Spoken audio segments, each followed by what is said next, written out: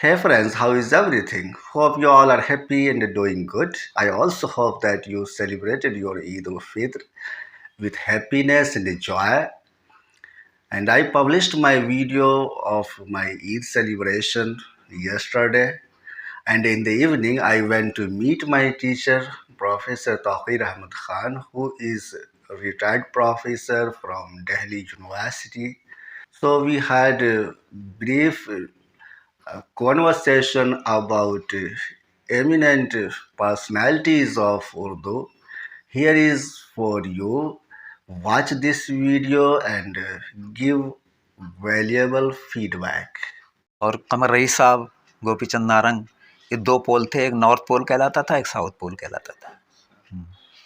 क्योंकि बकौल नारंग साहब एक दफ़ा उन्होंने मुझसे कहा था कि भाई मैं विस्कॉन्सिन चला गया तो मेरे ऊपर यूरोप का ठप्पा लग गया, मैं अमरीकी हो गया। कमर रईस रूस चले गए तो उनके ऊपर रूस का ठप्पा लग गया। एक लेफ्टिस्ट हो गए, एक राइटिस्ट हो गए, चलने लगे। अदब तो सब एक ही है ना।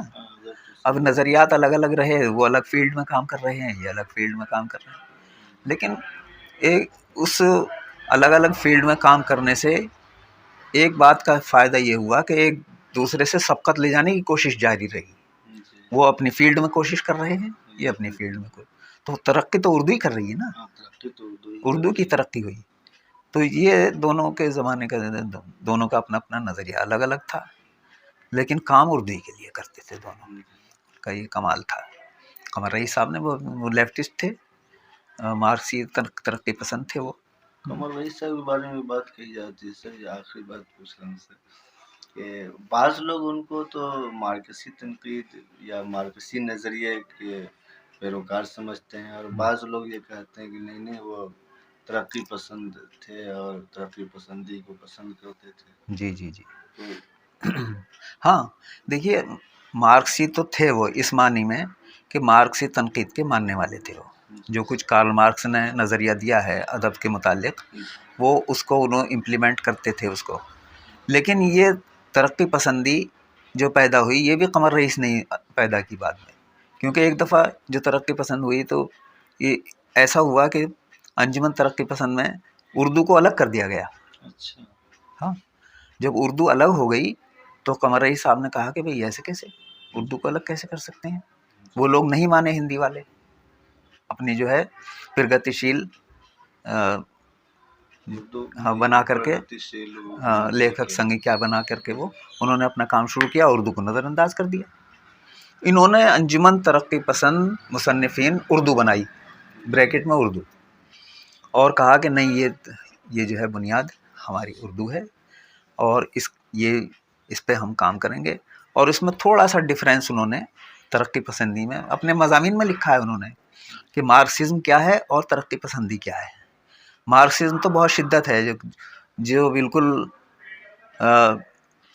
कार्ल मार्क्स का जो बुनियादी नज़रिया है, जो उसको मानते हैं वो मार्क्सिस्ट हैं। और जिसमें लचीलापन है थोड़ा सा, यानी बकौल कमर रईस के साहब के उसके ज़माने में तरक्की पसंद मुसन्निफीन में मौलवी भी शामिल थे। मार्क्सिज्म में नहीं हो सकते, नहीं उनका तो एक पैटर्न है, आप हाँ, उसी पे चलना, वो बदल नहीं सकता, वो बदल नहीं सकता कि उनके यहाँ खुदा का तसव्वुर कायम नहीं हो सकता।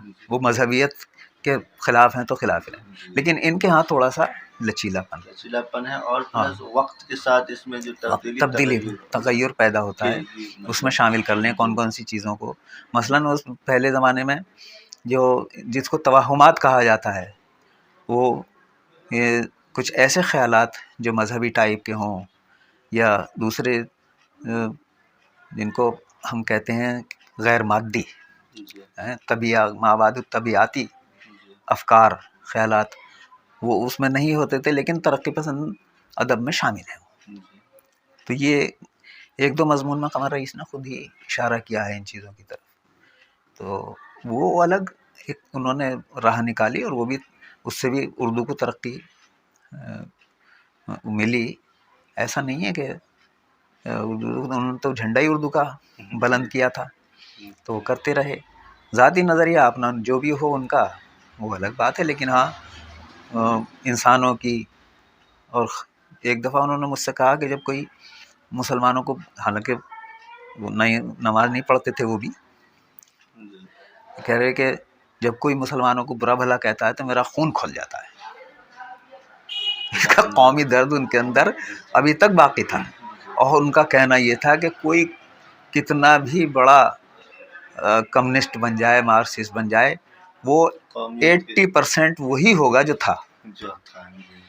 اور پھر انہوں نے نامور سنگھ کی مثال دی مجھے کہ دیکھیے نامور سنگھ کو، آپ ان کے گھر جائیں تو آپ ان کے ڈرائنگ روم میں دیکھیں گے مورتیاں اور یہ سب سجے ہوئے ہیں، بہت بڑے مارکسسٹ.